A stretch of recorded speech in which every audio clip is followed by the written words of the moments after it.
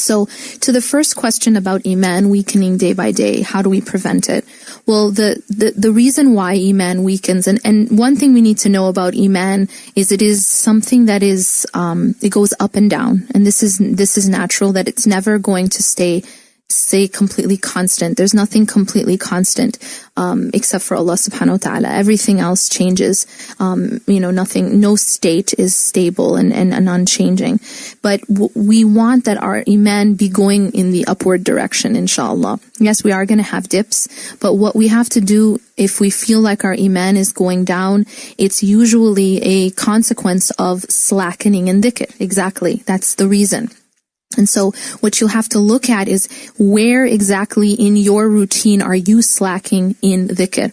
So remember, this was the advice that Allah subhanahu wa ta'ala gave to Musa alayhi salam. So we know that it's good advice. We know that there's very deep meaning in it. When he says, وَلَا تَنِيَ فِي ذِكْرِ, he's telling him and warning him not to slacken even. Not just don't remember me, don't even slacken in it. Because he won't be okay. He knows, Allah subhanahu wa ta'ala knows that Musa alayhi salam has this job, right? Has this mission. We all have a job, and we are not going to be okay unless we refrain from slacking in dhikr. So we have to look at in our life, where are we slacking in dhikr? First place you need to look is in your salah.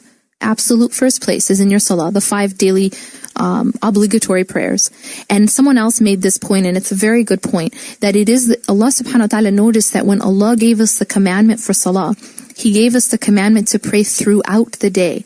When we were told to pray 5 times a day, it was at specified times, and those specified times are not all right before we sleep or right when we wake up, but rather all throughout the day. What's the purpose of that? Well, one of the reasons is that makes us continuously be remembering Allah throughout the day.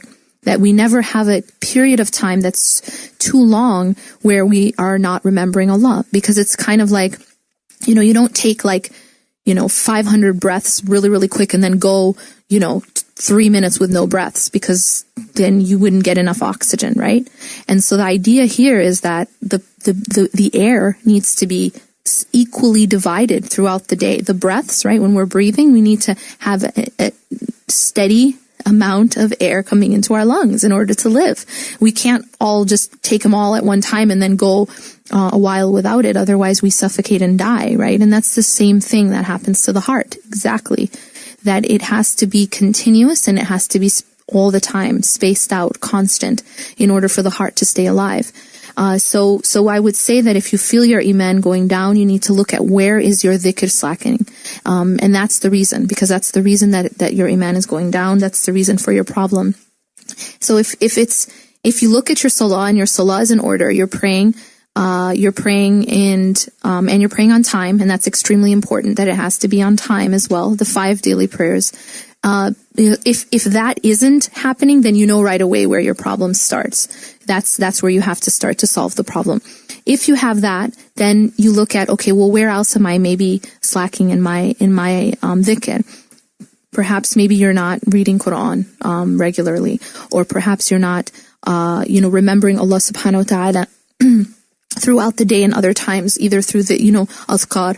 And Allah subhanahu wa ta'ala, in the example of His Prophet sallallahu alaihi wasallam, if you pick up a dua book, like Fortress of a Muslim, Hisn Muslim, or Ma'thurat, or any of these compilations, you'll find there's a dua for almost every movement that you make. There's a reason for that, right? I mean, this isn't just for no reason. The Prophet sallallahu alaihi wasallam was remembering Allah at every moment. I mean, really, it coming down to everything. I mean, even intimacy, even eating, even drinking, even walking out of the house, coming into the house, wearing new clothes, getting into your car, starting to drive, everything, every moment, every motion, when you're, even motions of the heart, even movements of the inner state, like when you're afraid, or when you're sad, or when you're pleased, or when you're not sure and you pray istikhara. I mean, there's always a dua for everything. I mean, we have to reflect about this. The reason for this is because this is really how we're supposed to be living.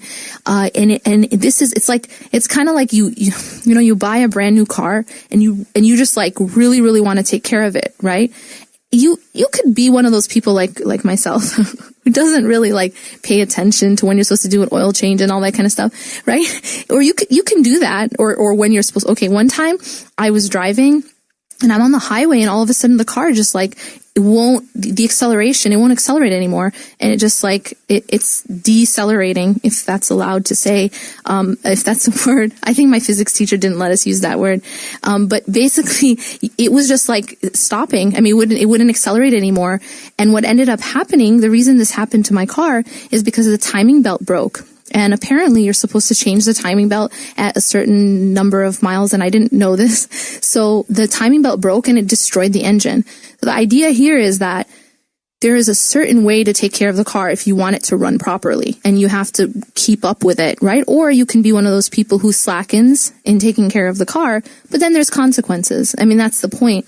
And again, sometimes these things might be optional, but at the same time, if you want to take care of that car and you don't want the car to break down, you need to be doing that. And the more that you're up with the maintenance of that car, the more you take care of that car, the better it's going to run, and the less likely it is to break down when you really need it, right? So this is the same thing with our inner state, with our hearts, is that, you know, if you really, I mean, we have these du'as, we have these supplications for the morning, for the evening, for after salah, for like every motion that you do when when you get married, when you everything. And so if you really want your heart and your soul to be in like top condition working, you need to use these things. You need to do these things. You need to use these adhkar. They're there for a reason.